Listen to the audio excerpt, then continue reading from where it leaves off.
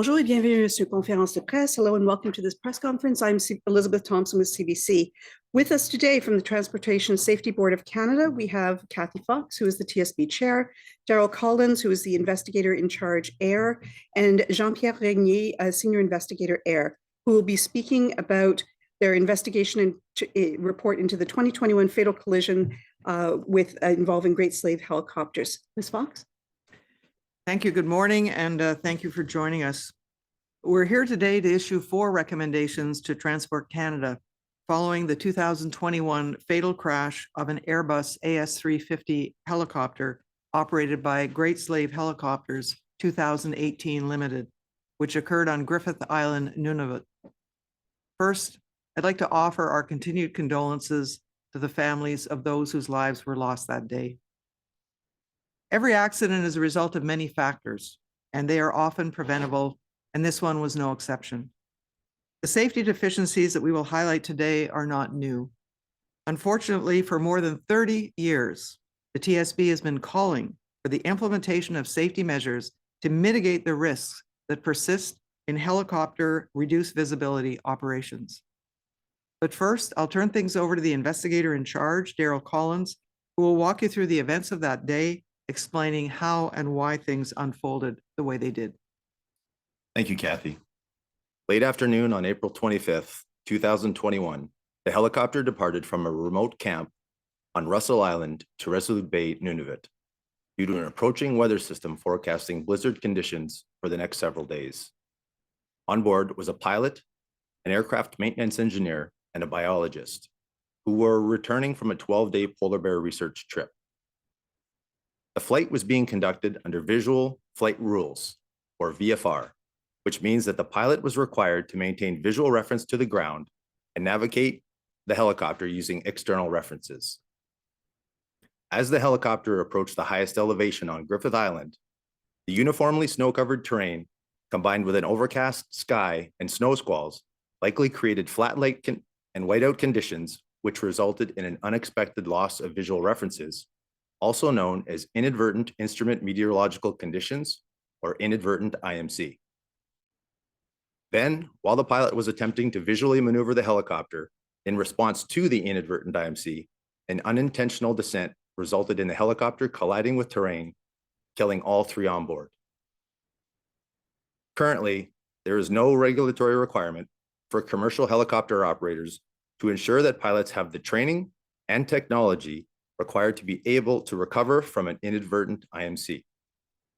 The investigation found that Great Slave Helicopters 2018 Limited adopted an approach consistent with the current regulations that relies solely on a pilot's ability to avoid such conditions. This is also known as the avoid at all costs approach. When the pilot lost visual references, he lacked the skills necessary to recover solely by using the flight instruments. Additionally, the helicopter was not equipped with the technology capable of alerting him to the helicopter's height above ground or rate of descent. Therefore, the pilot had no means of receiving advance warning of the impending collision with terrain. No one plans to find themselves flying in inadvertent IMC. Its very name, inadvertent, means unplanned. You can't expect an avoid at all cost approach to be effective against something you never planned to happen. So there needs to be additional, potentially life-saving defenses in place for pilots. I'll now turn things back to Kathy, who will tell you more about the recommendations we are issuing today. Because of these issues that Daryl has just spoken about, our first 2 recommendations call on Transport Canada to require commercial helicopter operators to 1, ensure that pilots possess the skills necessary to recover from inadvertent IMC, and 2, implement technology that will assist pilots with avoidance of and recovery from inadvertent IMC. Now, moving on to our next recommendation, in Canada, thousands of pilots and passengers travel on single pilot aircraft every year. In many instances, those flights are conducted in remote areas with minimal external support. And in these environments, additional defenses must be put in place. Standard operating procedures, or SOPs, are essential as they provide predetermined successful solutions for specific situations that may be encountered. And this is particularly beneficial when a pilot lacks knowledge and/or experience in a situation, such as reduced visibility operations in areas prone to flat light and whiteout conditions. Currently, SOPs are only required for multi-crew flight operations. However, single pilot operators are not required to provide their pilots with SOPs, which puts them and the passengers who travel on those aircraft at increased risk. Therefore, the board's third recommendation calls for Transport Canada to require private and commercial operators conducting single pilot operations to develop standard operating procedures based on corporate knowledge and industry best practices to support pilot decision-making.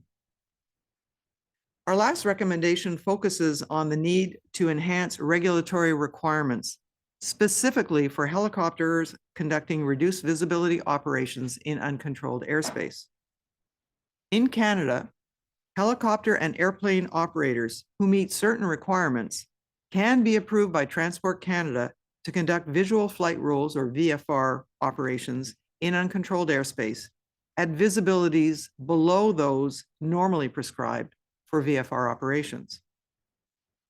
And despite the fact that loss of visual reference accidents are more than twice as likely to involve helicopters than airplanes, the requirements for visibility limits, aircraft equipment, and pilot training are less stringent for helicopters than for airplanes.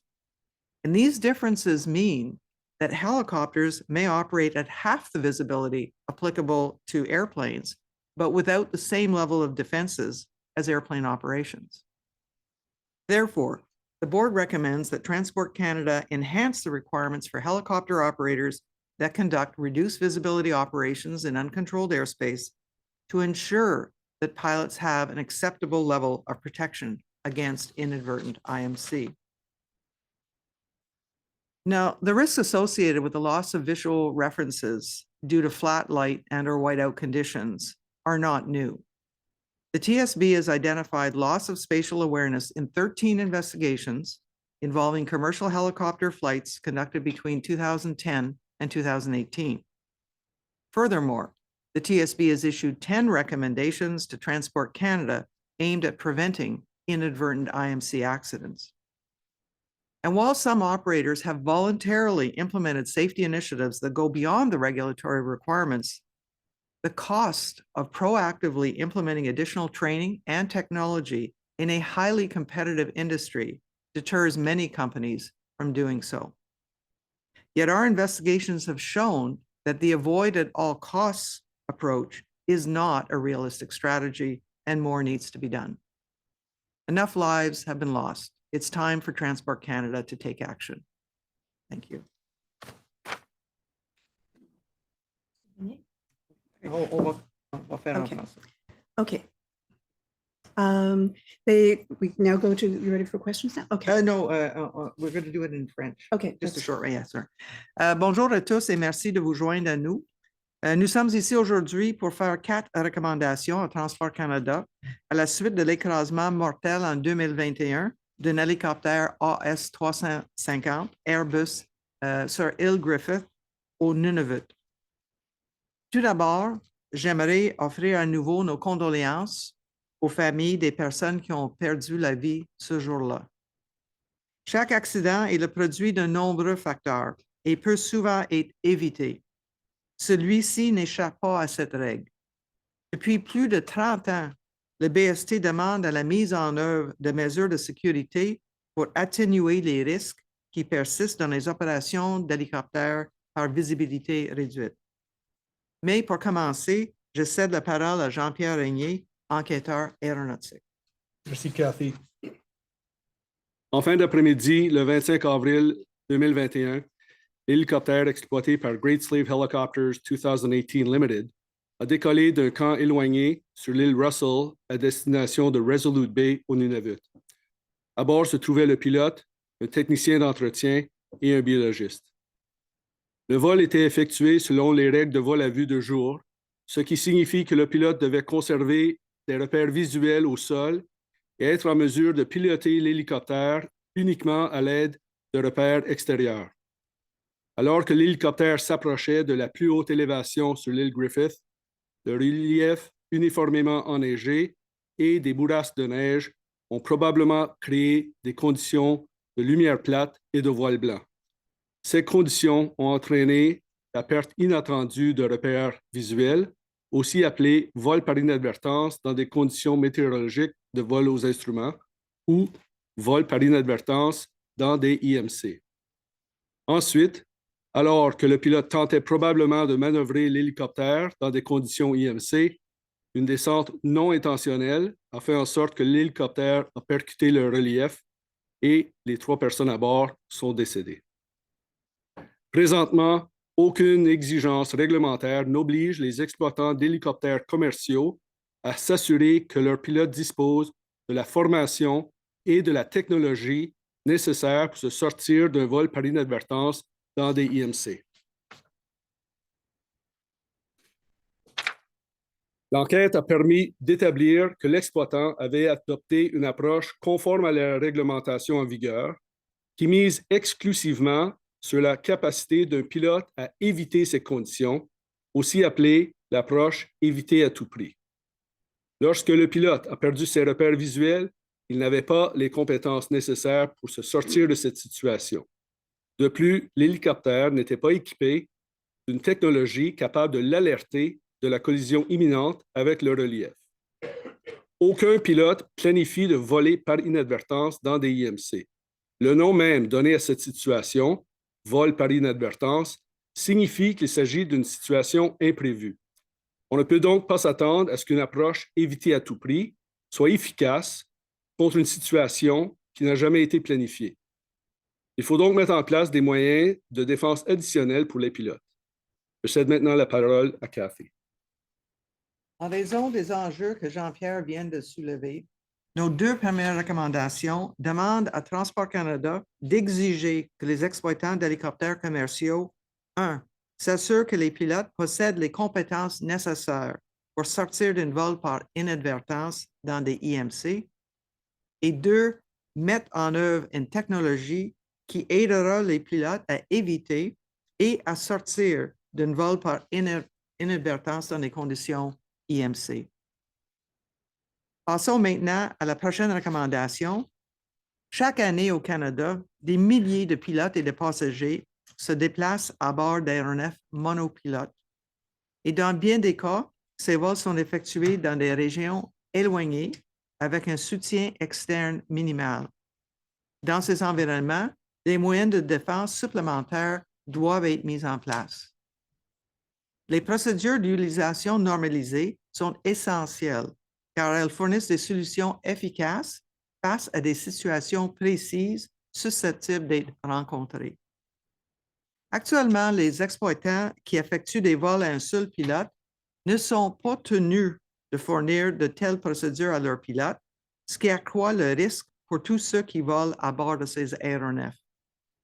Par conséquent, la 3e recommandation demande à Transport Canada d'exiger que les exploitants qui effectuent des opérations à un seul pilote élaborent des procédures d'utilisation normalisées afin de soutenir la prise de décision du pilote. Notre dernière recommandation porte sur le besoin d'améliorer les exigences réglementaires pour les hélicoptères autorisés à effectuer des opérations par visibilité réduite dans l'espace aérien non contrôlé. Malgré le fait que les accidents liés à une perte de repères visuels soient 2 fois plus susceptibles d'impliquer des hélicoptères que des avions, les exigences relatives aux limites de visibilité, à l'équipement de bord et à la formation des pilotes sont moins rigoureuses pour les hélicoptères que pour les avions. Ces différences signifient que ces hélicoptères peuvent être exploités à une visibilité inférieure de moitié à celle des avions, et ce, sans bénéficier des mêmes moyens de défense. Par conséquent, le Bureau recommande à Transport Canada de renforcer les exigences imposées aux exploitants d'hélicoptères qui effectuent des opérations par visibilité réduite dans l'espace aérien non contrôlé. Les risques associés à une perte de repères visuels ne sont pas nouveaux. Bien que certains exploitants aient mis volontairement en œuvre des initiatives de sécurité qui vont au-delà des exigences réglementaires, le coût d'une formation et d'une technologie supplémentaire dans une industrie concurrentielle décourage de nombreuses compagnies de l'affaire. Néanmoins, nos enquêtes ont démontré que l'approche éviter à tout prix n'est pas une stratégie réaliste et qu'il faut aller plus loin. Assez de personnes ont perdu la vie. Il est temps pour Transport Canada de passer à l'action. Merci.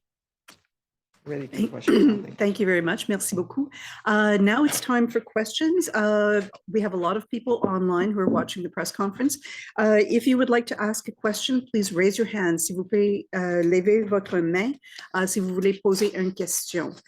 First question, we'll go to Bob Weber from Canadian Press. Good morning.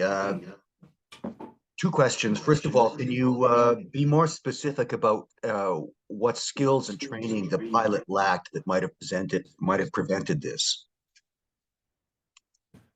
Yeah, primarily when we talk about the skills necessary to deal with this type of situation, we're talking about training on flight instruments and possessing the ability to revert to flight instruments in conditions when outside visual references are insufficient to continue flying solely by reference to the ground or references outside. That is the reason that we're issuing one of the recommendations is to require for Transport Canada to require that operators ensure that pilots receive the training needed so that they have the skills necessary to make that happen and revert to instruments so that they can exit those situations. Thank you. A follow-up question. And what technology are you recommending? Specifically, what technology are you recommending be in these helicopters that might have prevented this?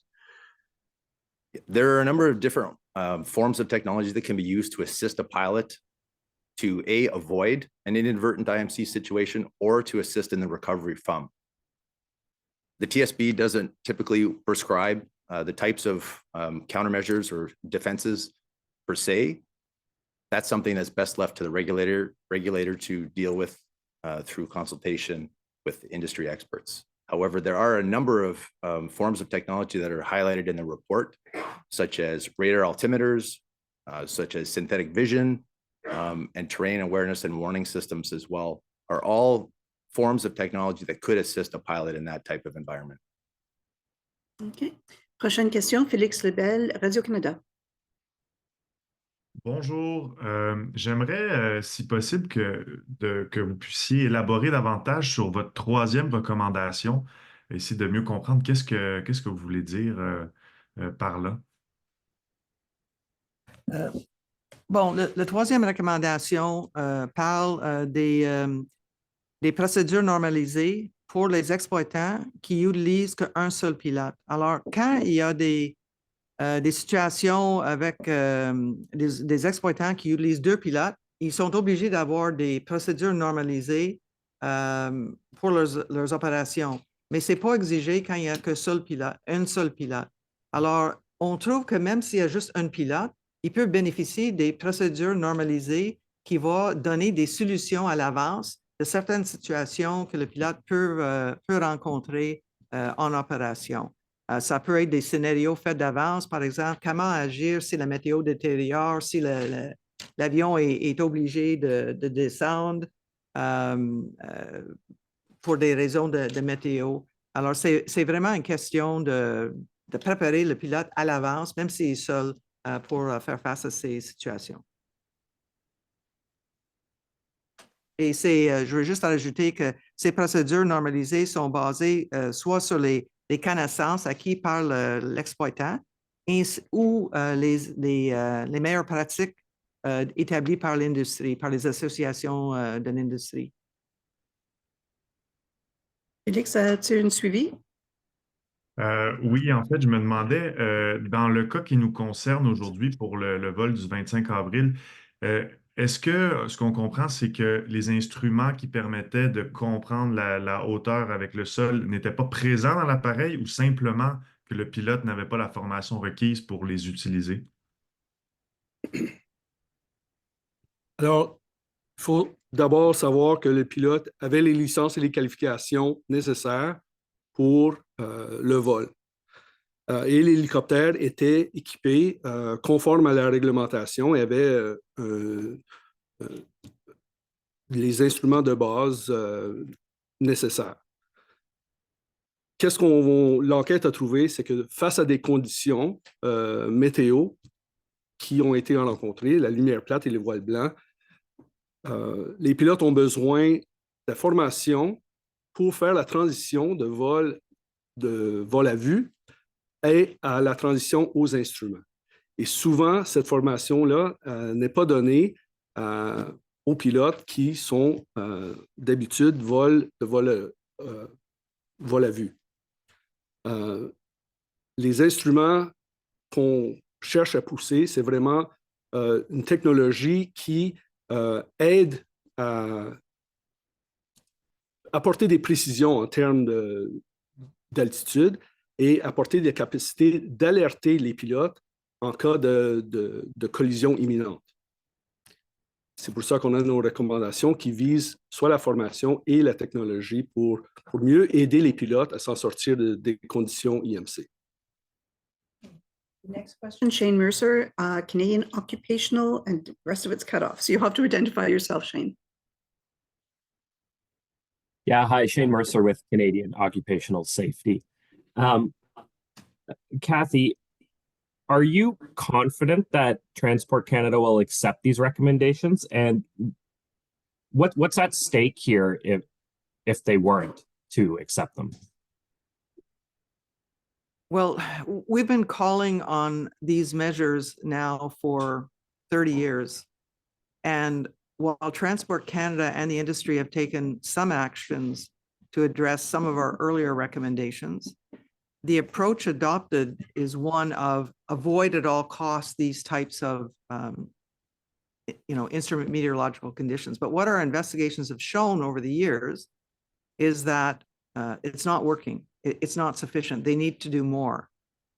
If we look at the stats, the statistics, we know that less than 2% of all of the accidents that have occurred from 2000 to 2021 about or in that general time range have involved loss of visual references. But if we drill down in that less than 2% of all the accidents that have involved loss of visual references, we see that helicopters are twice as likely to be involved in one of those accidents than an airplane. So we need to look at the differences. Why is that so? Well, the difference is the issue of training for pilots, for helicopter pilots operating in these conditions, equipage on the helicopter itself, as well as the procedures and the requirements that are imposed on the operators if they're going to operate in reduced visibility conditions. So in terms of confidence, I think that a combination of the data as well as the changes that have happened in technology will certainly hopefully prompt them to take more action. And furthermore, in this same time period in the United States, the Federal Aviation Administration, following on recommendations from the US National Transportation Safety Board, have made changes to their regulations to include training for helicopter pilots to deal with things like whiteout conditions and flat light. And they've also required increased technology such as radar altimeters or terrain awareness warning systems. So I think Canada can take a lesson from what the US has done and hopefully move forward. But again, we'll wait and see how the minister responds in the 90 days as required under our legislation. Shane, do you have a follow-up? Yes, I do have a follow-up. Kathy, you also mentioned cost being a barrier here for a lot of operators. Are there any sort of suggestions on perhaps maybe how that cost could be alleviated? And then I guess the other side of that is, if cost is going to be a barrier, will regulation, I guess, force those operators to comply? Or, are there concerns that they may still cut corners? And if so, how do you see enforcement playing out? So I'll say a few general comments, then perhaps defer to my colleague here to respond. The point that we were making is that if there's not a regulatory requirement to implement this training or this technology, there are some operators who will go ahead and do it anyway because it's the right thing to do. It improves the safety of their operations. But many won't because they're not required to. So the idea of implementing regulations is that it levels the playing field across a very competitive industry. And the more people that, the more operators that are involved in purchasing this equipment or in doing this training, over the time, that tends to bring the cost down, actually. I don't know if you want to add anything to that. I think it's also important to understand that there have been a number of technological advances in recent years that have helped drive costs down on some of these options that are available. And that's why we're seeing operators voluntarily implement these types of technological defenses, because they recognize the value that it adds. And we're hopeful that other operators will take this and run with it on their own as well as their own initiative and voluntarily implement these ideas, these technologies until the regulations happen, because the cost of some of these initiatives certainly would outweigh the alternative. Okay, are there any other questions? Y a-t-il d'autres questions? Please raise your hand. Going once, going twice. Thank you very much.